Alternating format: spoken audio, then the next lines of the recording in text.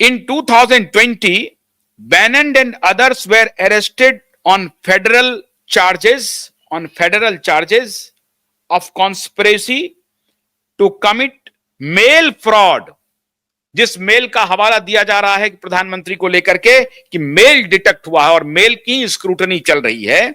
In 2020, Bannon and others were arrested in federal charges of conspiracy to commit mail fraud and money laundering connected to the We Build the Wall fundraising campaign. According to the indictment, the defendants promised contributions would go to building a US-Mexico border wall, but instead enriched themselves. Bannon pleaded not guilty.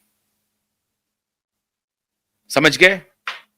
ये बैनन arrest हुआ और plead not guilty जो है, इन्होंने plea किया कि भैया आप हमको किसी तरीके से रिहा कर दीजिए. ये और इनका जो लाइफ है ये भी एक प्रकार का भगौड़ा है.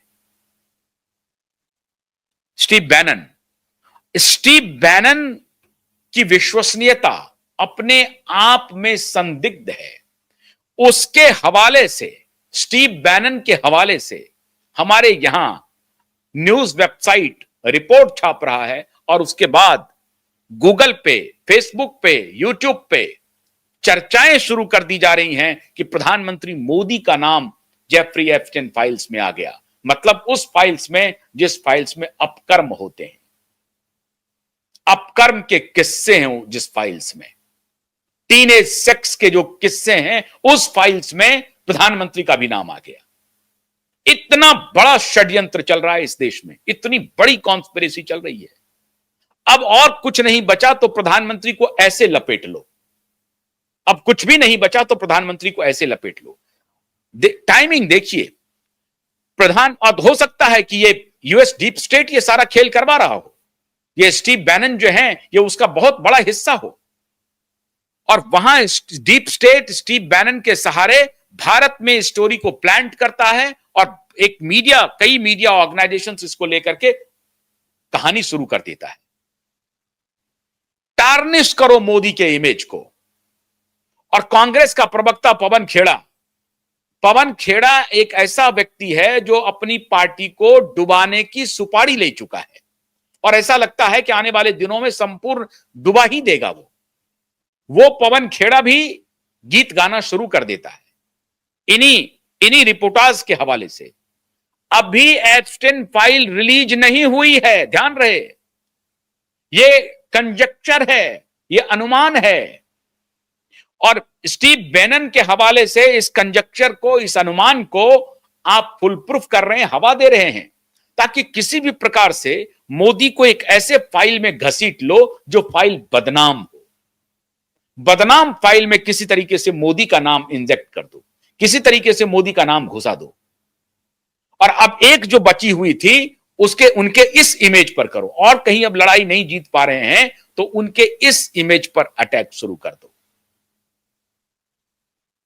इससे उनके चरित्र पर हमला शुरू कर दो कि जेफरी एप्स्टाइन जो बहुत बड़ा सेक्स सीरियल ऑफेंडर था, जो खुद अब उसकी हत्या हो गई या उन्होंने सुसाइड कर ली, ये अभी तक पता नहीं चला है. यह है अमेरिका. जेफरी एप्स्टाइन कैसे मरा, खबरों में है कि ये सुसाइड कर लिया जबकि वो नजरबंद था, वो कन्विक्ट था. उसकी जो गर्लफ्रेंड है अभी 20 साल का कन्विक्शन काट रही है, वो ऑलरेडी जेल में है. उसकी गर्लफ्रेंड मैक्सवेल, वो जेल में है, कन्विक्शन अभी उनका चल रहा है और वो जेल में थे, नजरबंद थे और उसकी हत्या हो गई. नाम दे दिया गया कि उसने सुसाइड कर लिया. खेल ये था कि बड़े बड़े खिलाड़ी के उसमें नाम थे, लेकिन भारत में किस प्रकार का प्रोपेगेंडा चल रहा है, कि भारत में किस प्रकार से मोदी को घसीटने की प्लानिंग चल रही है, उसको हमने आज एक्सपोज किया है. ये स्टीव बैनन जो कुछ भी नहीं है, उसका कोई लोकस स्टैंड ही नहीं है.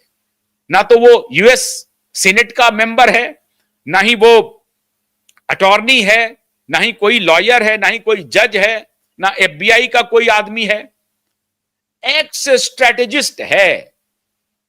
स्ट्रेटेजिस्ट है. उसके हवाले से आपने ये खबर दे दिया कि एप्स्टाइन और इनसे मिलने के लिए मोदी जी तैयार थे। रिपोर्ट कर दिया आपने, झूठ फैला दिया। अब जब तक कोई काउंटर नहीं होता है तब तक लोग इसी को यकीन करते रहेंगे। और बहुत सधे हुए अंदाज में जो सोशल मीडिया पर आकर के वक्ता लोग कह रहे हैं कि मैं ये नहीं कह रहा हूं कि मोदी जी का नाम है, ये है, वो है, लेकिन इस तरह से गुमराह करो, झूठ बोलो ताकि उनके इमेज पर डेंट हो। तो ये हमारे देश में प्रोपेगेंडा चल रहा है और इस प्रोपेगेंडिस्ट को ब्लो बाय ब्लो एक्सपोज करना है।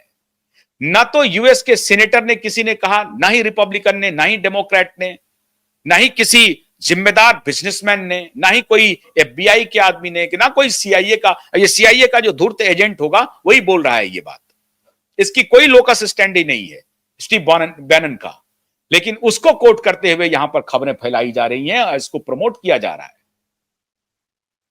पाम बोंडी जो जो जो अटॉर्नी जनरल हैं, वो कह रहे हैं कि अभी हम रिलीज नहीं करेंगे, वो समय ले रहा है। साइन होने के बाद भी फाइल अभी पब्लिक डोमेन में आई नहीं है। हमारे भारत के लोगों को फाइल में क्या है ये सब पता चल गया है। वाह! किसके हवाले से? तो स्टीव बैनन के हवाले से, जो खुद संदेहास्पद रहा है।